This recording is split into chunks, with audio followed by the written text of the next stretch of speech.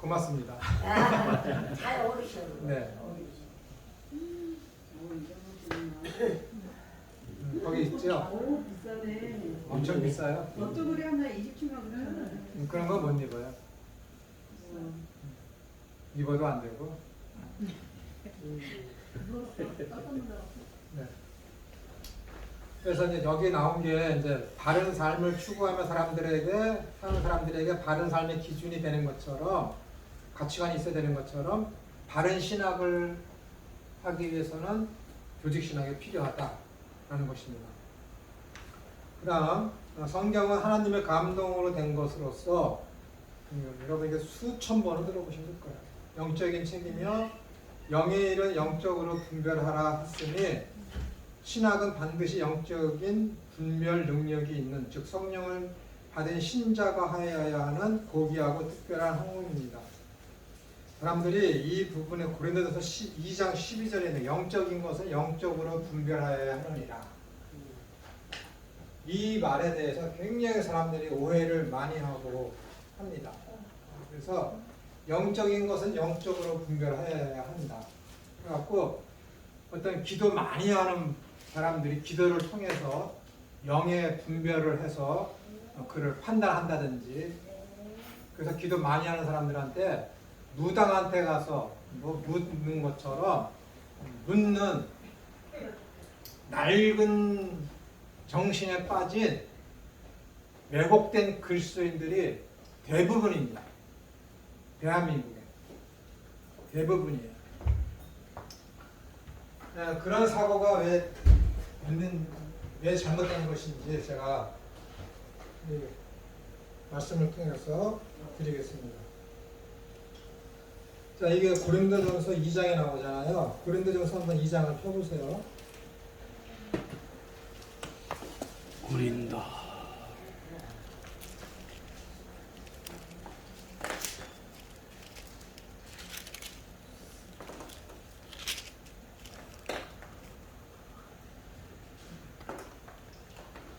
자, 제가 뭐 앞에 있는 거 다 아시니까는 5절부터 읽어드릴게요. 고린도전서 2장 5절. 너희 믿음이 사람의 지혜에 있지 아니하고 다만 하나님의 능력에 있게 하려 하였노라. 그런데 내가 너희들한테 복음을 증거하기 위해서 사람이 지혜 있는 말로 하지 않았다라는 것이죠. 성령의 능력을 했다라는 것입니다. 그 다음에 6절. 그러나 우리가 온전한 자들 중에서는 지혜를 말하노니 이는 이 세상의 지혜가 아니요 또 이 세상에서 없어질 통치자들의 지혜도 아니요 오직 은밀한 가운데 있는 하나님의 지혜를 말하는 것으로서 곧 감추어졌던 것인데 하나님이 우리의 영광을 위하여 만세 전에 미리 정하신 것이라. 그러면 쭉 나오는 것이 우리가 세상의 영을 받지 아니하고 하나님의 영을 받았다라고 하면서 야, 영적인 일은 영적으로 분별해야 되지 영적인 일을 육적인 것으로다가 분별할 수 없다라고 이제 사도 바울이 단정적으로 이야기합니다. 그러면은 여기서 영적인 것이 무엇인지를 우리가 알아야 되잖아요. 이 5절에 보시면은 내가 사람의 지혜 있는 말로 하지 아니하고 하면서 믿음에 대해서 이야기하잖아요. 믿음에 대해서 이야기하다가 온 것이 뭐예요? 내가 너에게 복음을 증거했지. 이 복음을 주는 게 뭐야? 믿어서 구원 얻게 하는 것이잖아요. 너에게 믿음이 무엇인지 믿게 하기 위해서 여태까지 사도 바울이 사람의 지혜의 말로 하지 아니하고 하나님이 주시는 능력, 그 성령을 통해서 내가 이 말을 했어 라고 하는 거예요. 성령의 일이 곧 뭐예요? 영적인 일이라는 거예요. 이 영적인 일을 영적인 일이 뭐예요? 영적인 일. 믿음을 주는 게 영적인 일이잖아요. 믿음을 주는 게. 그러니까 사도 바울이 믿음을 이야기하려고 복음을 이야기하다가 나온 것이 뭐예요? 영적인 일은 영적으로 분별해야 하느니라라는 거예요. 영적인 일은 영적인 일이라는 것은 뭐예요? 믿음이에요. 믿음. 복음. 세상 사람들은 아무리 이야기를 하더라도 믿음이 없으면은 하나님이 주시는 이 복음을 알아들어야 못 알아듣는다니까. 절대 못 알아들어요. 절대. 그래서 마가복음에서도 공간복음에서는 예수님께서 마지막으로다가 이적 행위를 한 게 뭐예요? 바디메오의 눈을 뜨게 한 것이잖아요. 바디메오의 눈. 그죠? 왜? 그거잖아요. 너희들이 이 영적인 눈을 뜨지 아니하고서는 내가 예루살렘 성에 들어가서 죽게 돼서 하는 일인데 이것을 절대 너희들은 깨닫지 못한다라는 거예요. 그래서 여기 고린도서에서 하나님의 일은 사람의 일이 어떻게 그걸 구분할 수 있어? 없다라는 거예요, 여러분.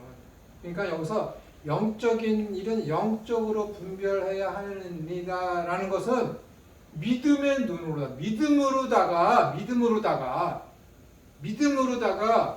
믿음의 일을 봐야지 믿음의 일을 가지고 사람의 지혜로다가 그것을 판가름할 수 없다라는 거예요. 사람의 눈으로다가. 그러니까 영적인 일이라는 것은 믿음의 시각으로 보는 걸 얘기하는 거예요. 그러니까는 여기 한번 읽어보세요. 사람이 하나님의 일을 어떻게 사람의 시각으로다가 그것을 보고 이해할 수 있어?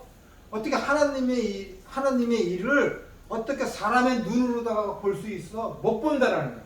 절대 못 봐요. 왜? 영적인 눈이 안 띄어졌으니까. 영적인 눈이라는 것은 뭐예요? 믿음의 시각으로 보는 것을 영적인 눈으로 띄었다는 거예요. 그러니까 들을 그 있는 자들은 들을지어다. 제가 자주 말씀드렸잖아요. 요한계시록에 이 말씀이 자주 나오고 예수님께서도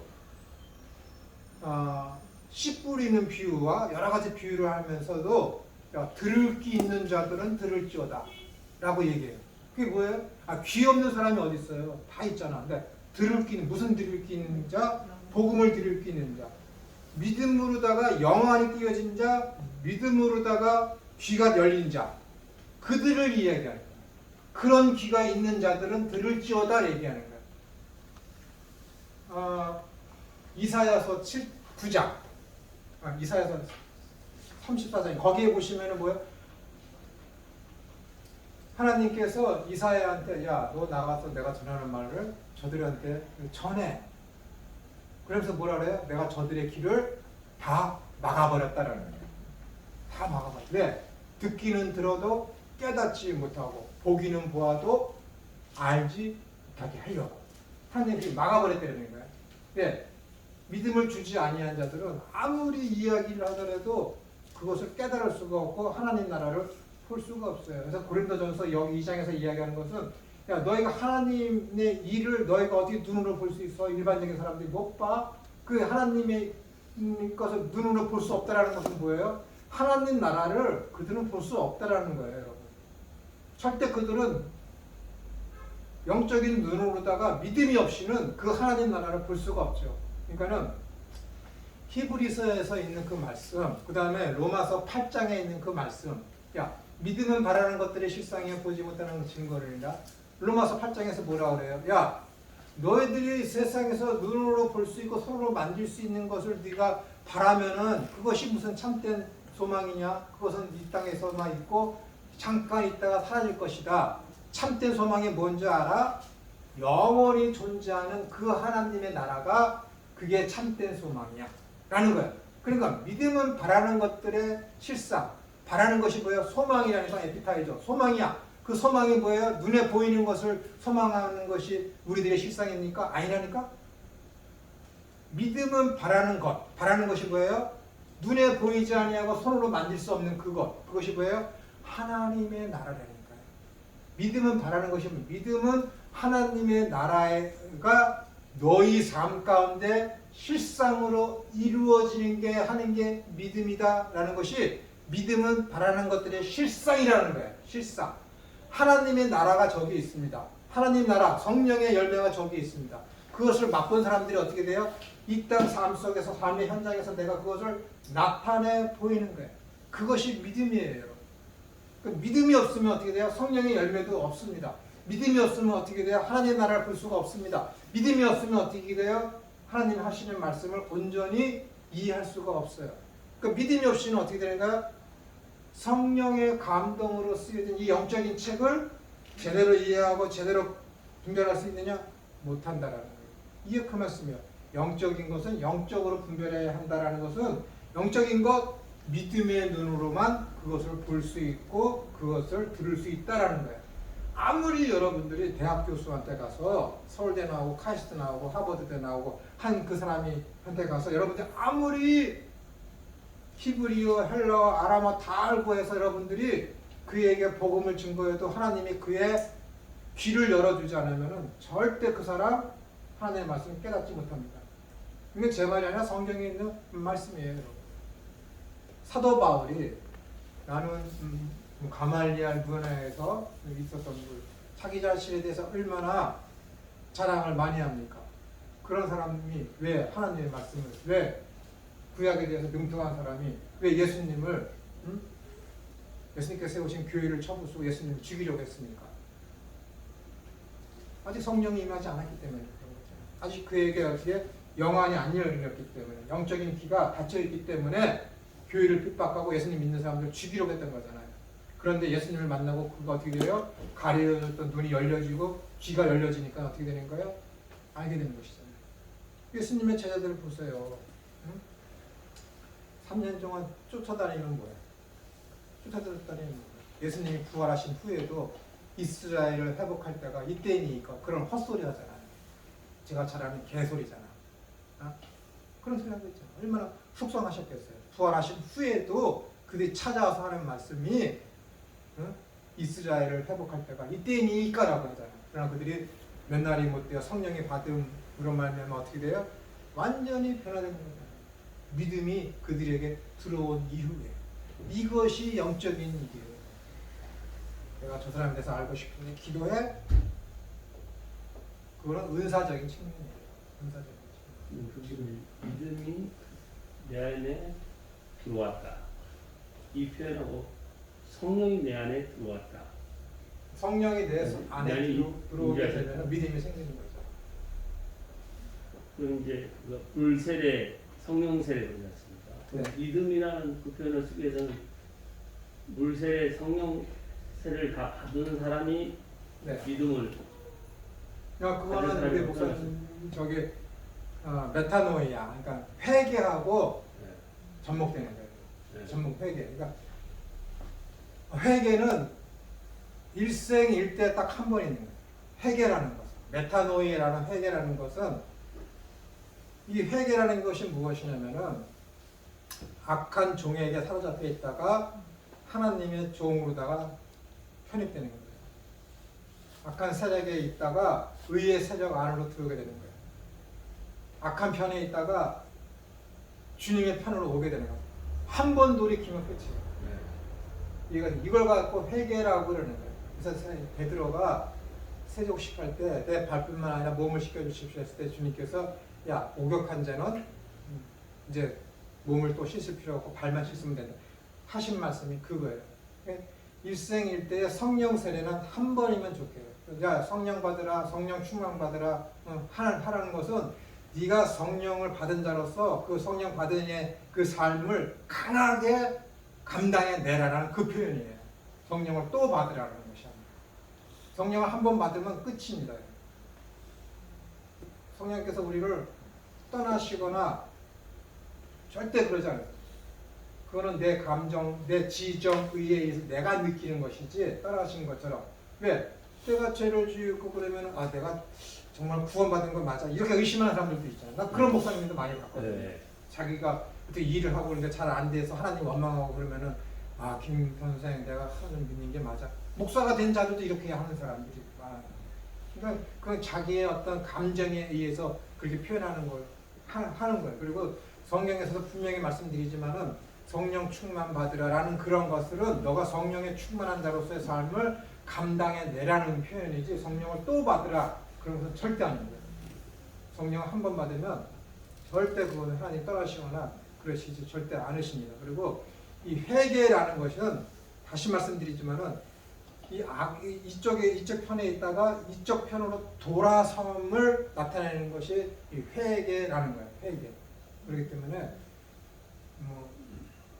회개가 두 번 필요하다 그런 것은 아주 굉장히 조직신학적으로 비성경적인 표현입니다. 그때 될 때 성령이 내 속에 들어오셨다. 성령 충만, 성령을 받았어요. 그러면 내가 어떻게 돼요? 성령이 내 속에 계시니까 내가 이제는 그리스도의 종이 되었죠.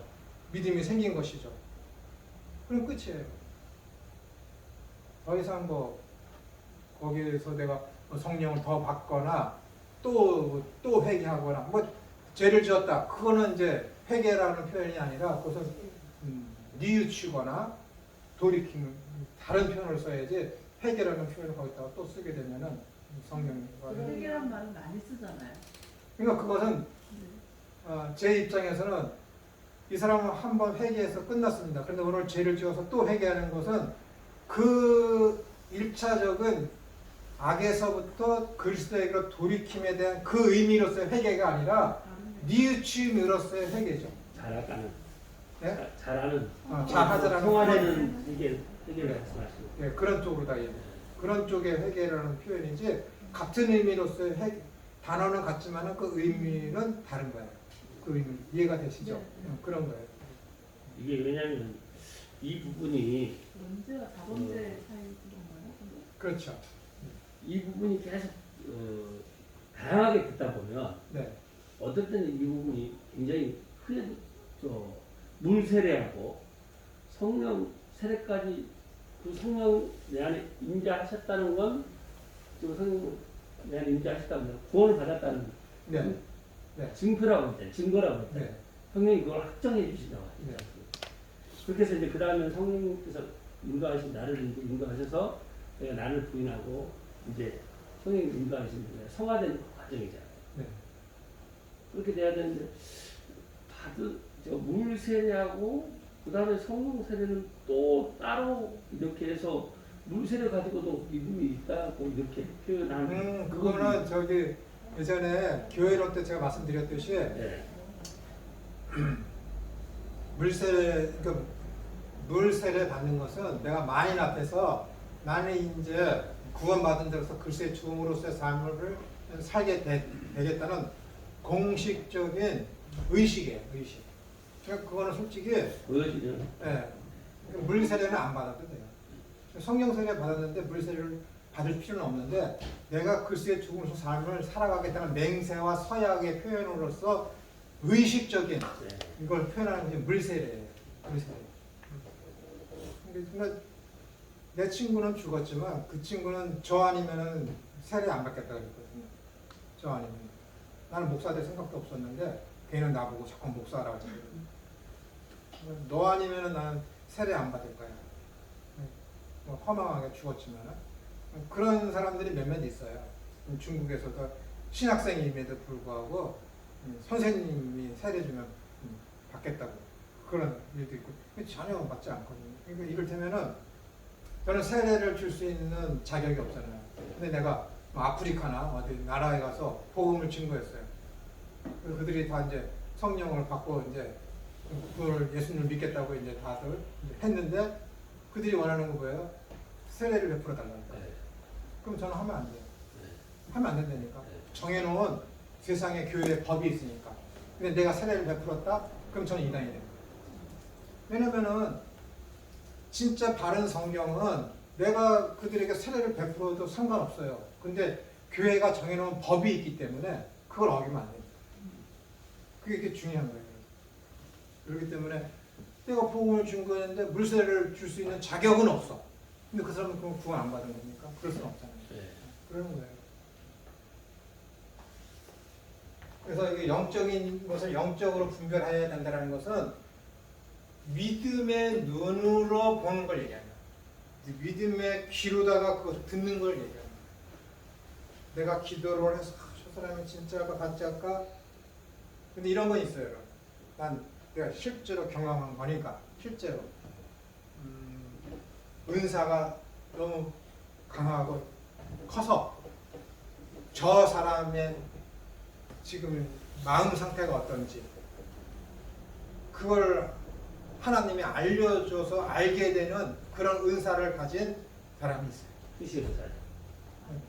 수시의 은사라고도 할 수 있거든. 그런 사람들이 있어요. 그리고 어떤 누나는 히브리어를 배우지도 않았는데 눈 감고 히브리어 쓰는 사람도 봤어. 그걸 영서라고 해요. 영서. 난 그게 하나님이 주신 것인지 귀신이 준 것인지 모르지만은 내 앞에서 히브리어 쓰는 사람 봤거든. 본인은 뭔지도 몰라. 뭔지도 모르는데 쓰는 사람 봤어요. 그리고 제가 거짓말하고 있는지 안 하는지, 저 권사가 무슨 마음 먹고 지금 자기를 찾아왔는지, 저 집사가 지금 무슨 마음으로다가 헌금을 하고 있는지 그거 아는 사람을 내가 봤다니까. 무섭겠다. 그런 사람이 한 달에 한 번씩 우리나라 최초의 삼형제가 목사가 된 집안이 있어요. 부흥사라고 하시던 분.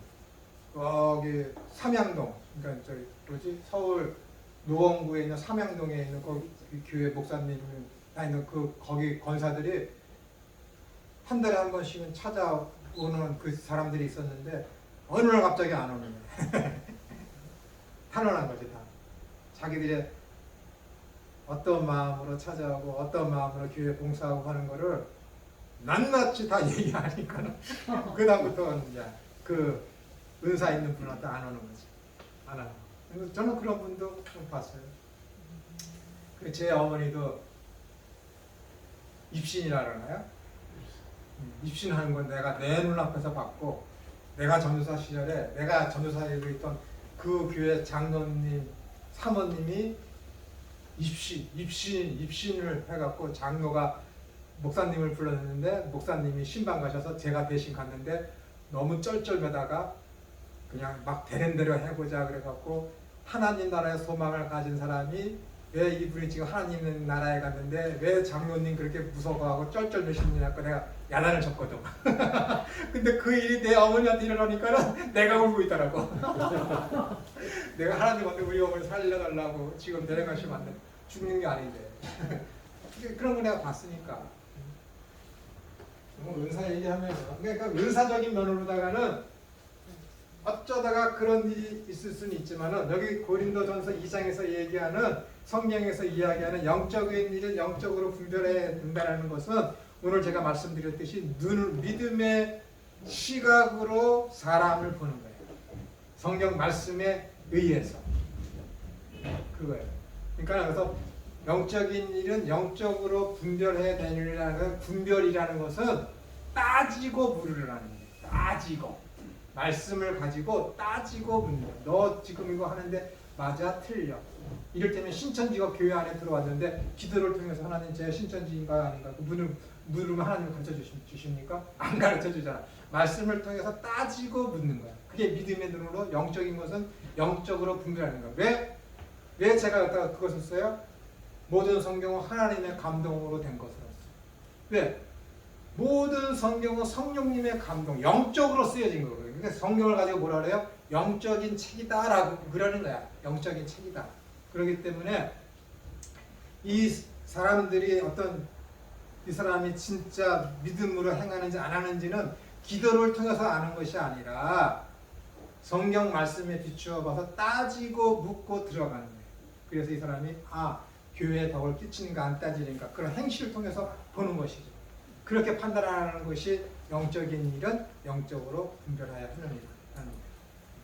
교수님, 네. 김성배 목사님께서 이제 성령에 대한 말씀을 하신 것 같은데, 이렇게 반복되는 것 같은 생각이 좀 드는데, 성령이 임하는 것과 성령 세례와 어떤 시점과 이런 것이 우리가 불분명 이게 뭐 알고 있다고 하더라도 그것이 믿음과 성령의 임재와 성령의 세례와 성령의 충만이라든가 이런 것에 대한 시점과 어떤 나타나는 어떤 역량 네. 뭐 이런 것들 이게 첫째가 이제 시점을 우리가 분별을 하나님의 영혼을 우리가 뭐 어느 때 임한다 이렇게 물리적인 상황으로 말씀드리는 게 아니라 네. 우리가 좀 궁금해하는 지금 뭐 믿음이 있으면 하나님의 영이 영의 선물과 믿음의 선물과 이렇게 동일시되는 그런 상황이라고 생각할 수가 있는데 그런 시점을 말씀하시는 거 아닌가 하는 생각이 들어요. 그건 믿음하고 연관돼서 하면은 로마서에 보면은 믿음으로 믿음에 이르게 하나니 그러잖아요. 믿음이 똑같은 이제 피스티스 두 단어가 나오는데 믿음으로 믿음에 이르게 한다. 그다음에 성령을 받았는데 성령 충만하라. 이게 똑같은 거예요. 그러니까는 성령이 내게 성령 세례라고 해서 성령이 제게 임했습니다. 그럼 믿음이 생기죠. 성령이 제게 임했으면은 제 마음을 녹여서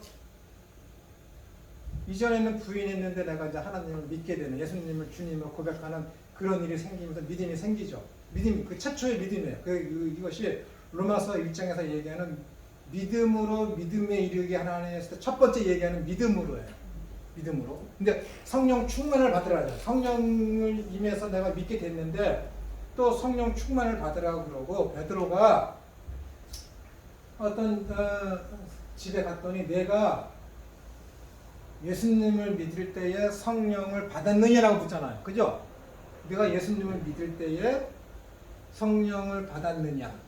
왜 그렇게 그럼 거기서 분명히 이야기를 예수님을 믿는 것과 성령 받은 게 다르네 라고 질문할 수 있잖아요.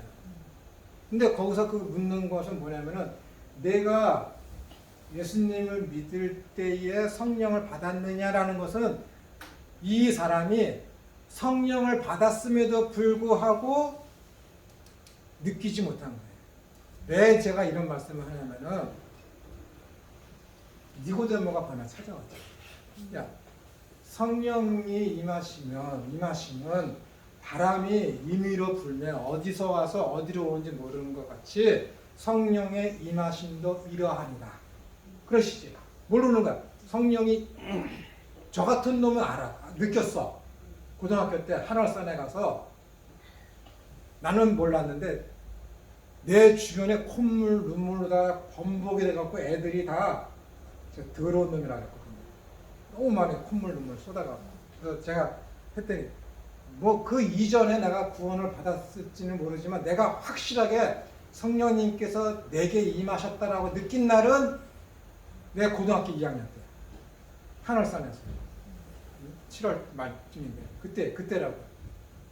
근데 야, 내가 예수님을 믿을 때 성령을 받았느냐 이렇게 질문을 하는 베드로가 묻는 것은 얘가 분명히 성령을 받아서 믿게 되었지만은 느끼지 못한 거예요. 그 이야기하는 거고. 그 이야기. 제가 우리 교회 관리하시는 집사님이 굉장히 고민을 하던 적이 있어요. 너무 나이 드신 분이. 네.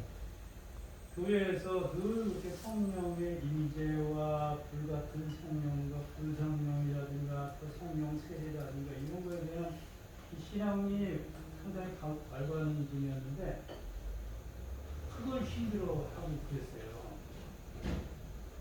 근데 그런 부분이 교회에서 이렇게 한 시점으로 말씀해 주시는 게 아니라 한 가지 시각으로 이렇게 얘기해 주는 게 아니라 그냥 성령의 임재와 또 성령의 세례와 성령의 충만과 불세례와 이게 다 다른 것처럼 이렇게 그 사람 시점 이렇게 얘기를 해줘요. 성령 충만이라는 것은요. 아까 제가 말씀드렸잖아요. 그래서 제가 네.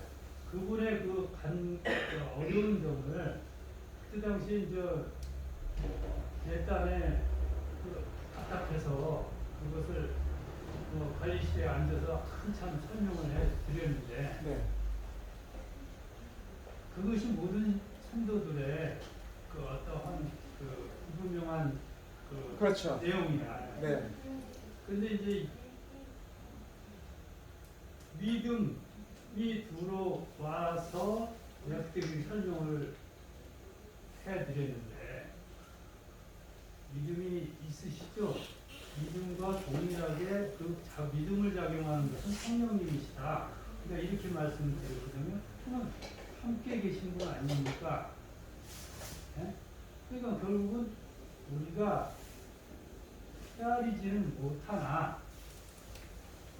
아까 말씀하셨듯이 성령의 인재에 대한 부분이 헤아리지는 못하나 이들과 동일하게 성령께서 우리 안에 계신 거다.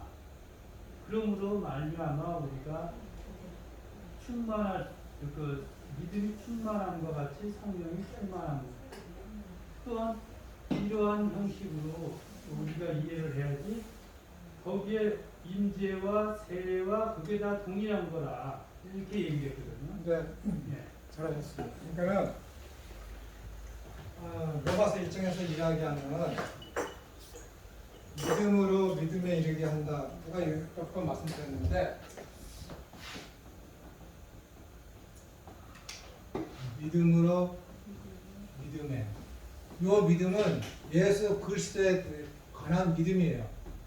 성령이 임하시면은 누구에게나 이것이 그 안에 주어집니다. 그러니까 하나님이 주신 선물이죠. 근데 믿음으로 믿음에 일하게 한다는 것은 이것은 행동이에요, 여러분. 행동이니까 이것을 가지고 뭐라 그래요? 성령 충만이라고 얘기하는 거예요. 예수님을 믿어요. 그런데 우리 목사님은 목회 사역을 하셔. 그 최일선에 서서 목숨 걸고 모든 걸 다 바쳐서 목회 사역을 해.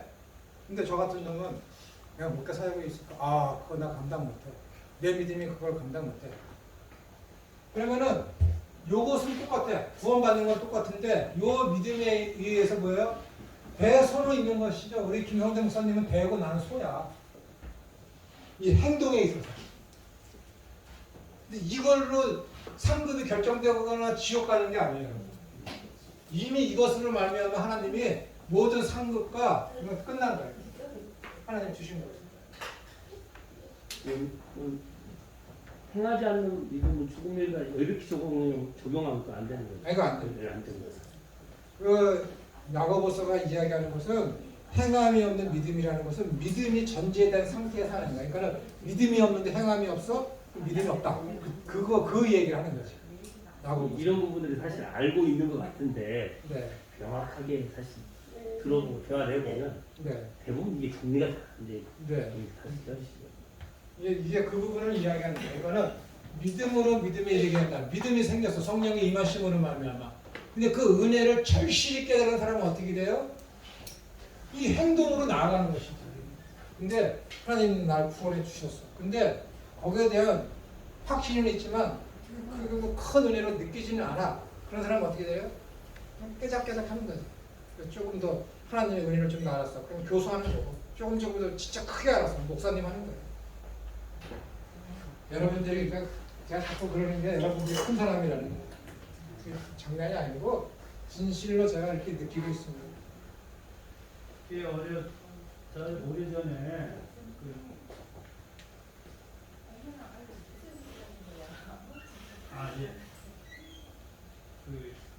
선호협정 프로그램을 구약으로 해서 느닷없이 했었는데 네. 교회에서 다른 내용이 없어서 제가 어떻게 중고등부를 그걸 짰어요. 근데 이제 제가 이제 만드는 사람이니까 바깥 세상부터 출애굽 해가지고 또 여리고에 들어간 시점까지 이렇게 그것을 광야에서 이렇게 저거를 했어요. 서류역정을 했는데 그것이 이제 믿음의 시점과 성령이 임재하는 시점과 또 저 성령 충만한 시점, 그 시점을 구분을 해서 이렇게 만들어갔었거든요. 이제 출애굽에 대한 부분이 그런 상황에서 어떤 세팅을 장치를 했었는데 믿음의 출애굽하기 이전에 상황과 출애굽한 상황과 또 여리고에 들어가는 상황이 세 등분을 한번 나눠봤어요. 네. 그래가지고 출애굽한 상황에 대한 부분이 믿음과 성령의 임재 이 부분으로 연결을 했고 또 여리고에 들어가는 게 성령 충만에 대한 부분으로 성령 연결을 해봤는데 그 이전에는 바깥 세상에 있는 연결 속에서 인출하는 하나님의 부르심에 대한 어떤 그런 연결을 해가지고 그때도 하나님의 손길이 있었지 않느냐 하는 사고를 해서 아주 잔잔한 스몰중으로 이제 이렇게 연출을 했었어요. 네. 없는 상황 속에서 그래도 우리를 이끌어가는 하나님이 계셨다라는 그런 전제로 해서 아주 작은 스물스물 눈에 안 보이듯이 이렇게 숨겨놨었어요. 그런 상황으로 와서 출애굽에 대한 어떤 그 시점에서 믿음과 성령에 대한 그 같은 맥락에서 같이 임재하는 형식으로 묘사를 했어요. 그러고 나서 충만이라는 것을 거기서부터 이제 진행을 해가면서 광야 생활을 진행을 해가면서 여리고를 넘어서 그 가나안으로 들어가는 상황 속에서의 충만을 연결을 했죠. 근데 그 시점으로 성령께서 활동하시는 그 시점과 내용들을 그렇게 그때 지혜롭게 했던 것 같아요. 네, 잘하셨어요. 예. 그렇게 이제 라인을 잡고 성령이 우리한테 언제 임하시고 어떻게 활동하시고 어떤 상황에 끌고 가시는가 이런 것들을 한 그때 그 세팅을 해서 묘사를 한 적이 한 번 있어요. 네. 근데 그럼 분명하게 그게 이치를 해야 되지 않을까. 우리한테 아주 그렇게 감정이라든가 감동이라든가 어떤 상황에 나타나는 성령이 아니라 우리는 그렇게 감각이 없어도 그렇게 하시는 하나님이 계시다는 거 이런 식으로 표현을 좀 했는데 그 성령님께서 이제 하시는 거는 하나님께서는 이제 구원하게 하시면은 작정하시고 예수님께서 이루시고 성령 하나님께서는 그걸 이제 적용하신다 그러잖아요. 이제 적용 부분에 있어서 그것을 다른 말로 하면 이제 간섭, 섭리라고 할 수 있거든요. 그러니까 성령 하나님께서 우리를 구원하시기 위해서 섭리하시고 우리 그 구원받은 사람들의 인생을 거룩하고 흠이 없는 자로 이끌어 가시는 데 있어서 그것을 이제 섭리, 간섭이라고 하는데 그 때마다 시마다 모든 상황에 그것을 느낄 수 있는 사람은 없어요. 없다니까. 나중에 경험을 보고 돌이켜보고 뒤돌아다 보니까는 욥이 한 것처럼 내가 이전에 귀로만 들었는데 지금 눈으로 본다라는 근데 믿음이 그때 생긴 거잖아요. 믿음의 눈으로 내 인생길을 걸어다 보니까는 하나님께서 나를 이렇게 인도해 주셨구나. 그런 그때서야 깨닫게 되는 것이지. 지금 내가 여기 있는데 믿음은 있지. 성령님께서 지금 나와 함께 계신다. 그런데 어떻게 내가 지금 거기에 이끌려 가고 있는지는 모르는 거잖아요. 모든 선택이 내가 하는 선택 같고 모든 되어지는 어떤 작용들이 타인의 작용에 의해서 반사작용에 의해서 되는 것 같지만은 성령 하나님께서 이 모든 것을 다 간섭하시고 섭리하셔서 나를 목표한 그 자리까지 나를 데리고 가시는 거잖아요. 그걸 우리 인생이 어떻게 그것을 매 순간 매번 깨달을 수 있습니까? 아무도 없어요. 그건 못합니다. 지금에 와서 내가 감사한 것이 뭐냐면 그것이 거의 25년 전에 그것을 한 프로그램을 몇 번을 했었거든요. 네. 근데 내가 이렇게 신학 공부를 많이 한 것도 아니고 그냥 성막을 만드는 사람으로서의 어떤 조그만 지식 가지고 이렇게 생각하다 보니까 궁금한 것들이 이게 표현이 돼야 되는데 답답한 거예요. 그래서 이제 중고 아이들하고 수련회 하면은 그래도 한 100명, 200명 정도가 가거든요. 여기 세팅을 이렇게 4차례를 한번 해봤거든요. 전화를 해서. 근데 크게 벗어나지 않았다 하는 생각이 제가 지금 들어요. 그래서 위로가 되시는구나. 네, 잘하셨습니다. 여러분들이 우리 기독교는 굉장히 신비의 종교입니다. 신비의 종교예요. 그러나 여러분들이 어떤 사람과의 그런 관계와 하나님과의 이런 관계에서 이 신비를 기적,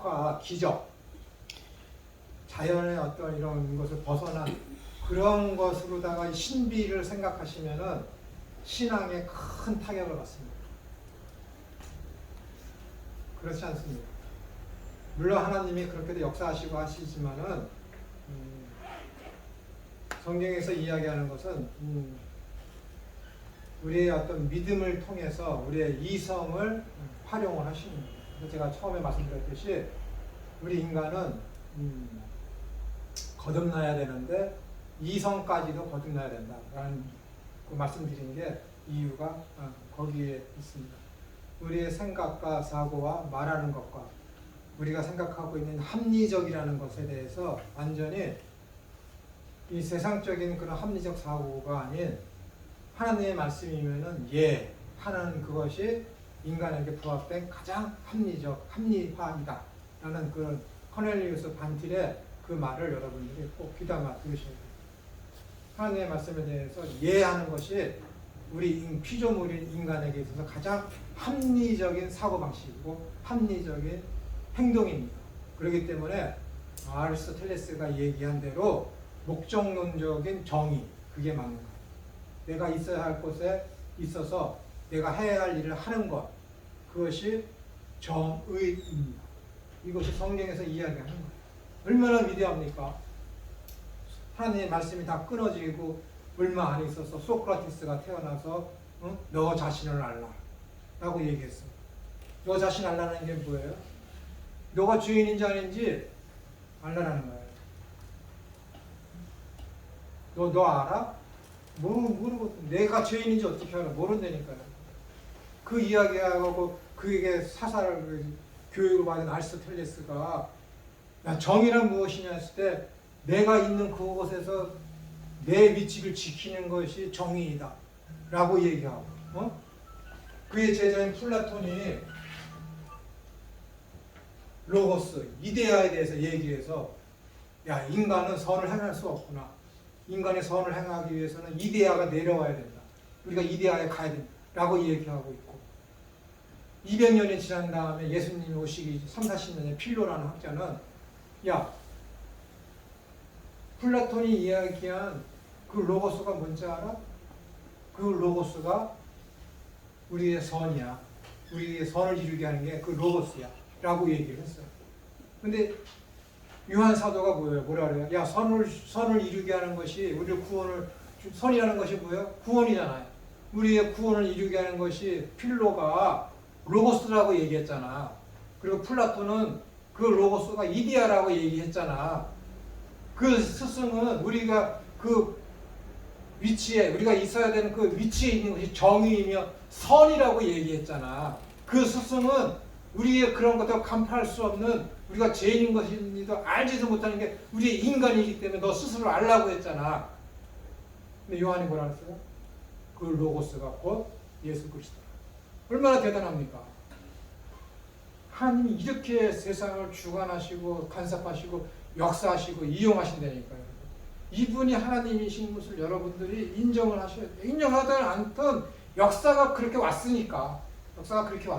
조금 전에 제가 말씀드렸듯이 종교개혁도 교회에서만 이루어진 것이 아니라 일반 사회에서도 종교개혁이 이루어질 수밖에 없는, 성공할 수밖에 없는 환경이 세상이 그렇게 조성이 되어버렸습니다. 이건 어떻게 할 수가 없어요. 돌이켜 보니까 이래서 소크라테스와 아리스토텔레스와 플라톤과 아리스토텔레스와 필로가 그렇게 유능한 철학자들이 그 시대에 태어났구나. 야, 이래서 알렉산더 대제가 태어나서 세상을 정복해서 언어를 하나로 통일했고 로마가 생겨나서 이렇게 세상이 평화가 이루어지게 되었구나. 나중에 알고 보니까 아는 거예요. 종교개혁도 똑같은 거예요. 그리고 여러분 하나의 개인의 인생도 똑같은 거라니까요. 돌이켜보면은 이래서 이 일이 발생한 것이로구나 라고 고백할 수밖에 없는 상황이 되는 것이죠. 여러분들이 자꾸만 성화하면 도덕적으로 생각하는데 제가 답을 드리면은 성화라는 것은 무엇이냐면은 내가 이만큼 왔는데 하나님을 고백할 수밖에 없는 나 자신을 깨닫게 되는 게 성화예요. 그게 안 되는 사람이 얼마나 많은데.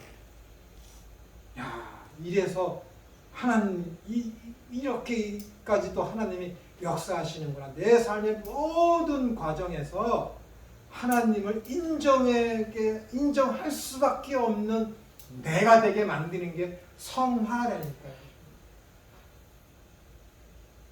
이게 이 삶이 얼마나 힘든데요. 안 된다니까. 사람은 나 자신을 알아주기를 너무 원해요. 너무 원해요.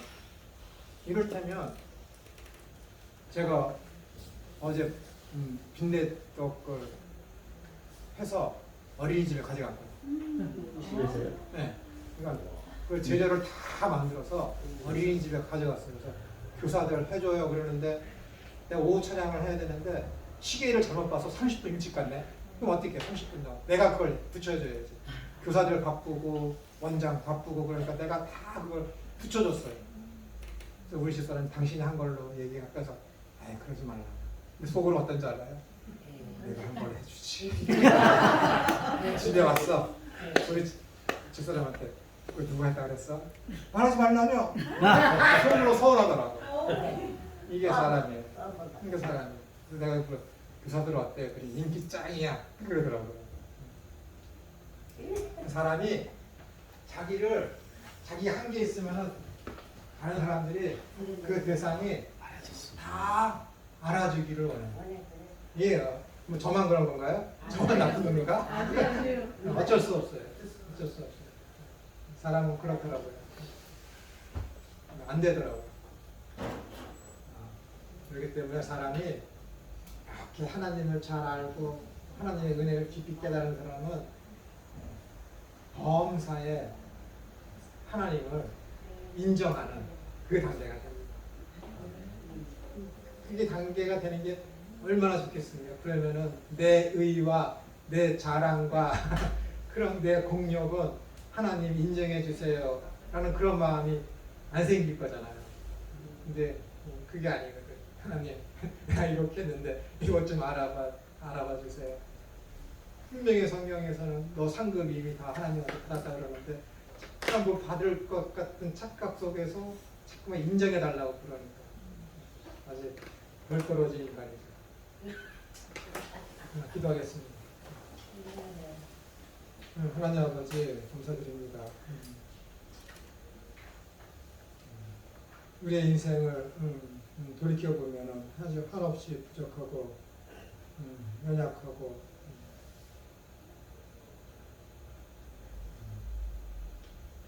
자신이 죄인인 것을 고백할 수밖에 없습니다. 그러면서도 우리를 하나님을 믿는다고 우리끼리는 이렇게 자신 있게 이야기를 합니다. 그리스도를 드러내고 내가 신앙인인 것을 담대히 얘기할 수 있는 것이 여기 안에서뿐만이 아니라 저 세상 밖에서도 담대히 증거할 수 있는 용맹한 그리스도인이 될 수 있도록 하나님 우리에게 건강하고 건전하고 바른 믿음을 허락하여 주시옵소서. 부디 간절히 원하옵기는 우리가 가는 곳마다 그리스도가 그리스도로서 증거되어지는 우리의 언행 심사가 되기만을 간절히 소원합니다. 거룩하신 예수님의 이름으로 기도드려옵나이다. 아멘.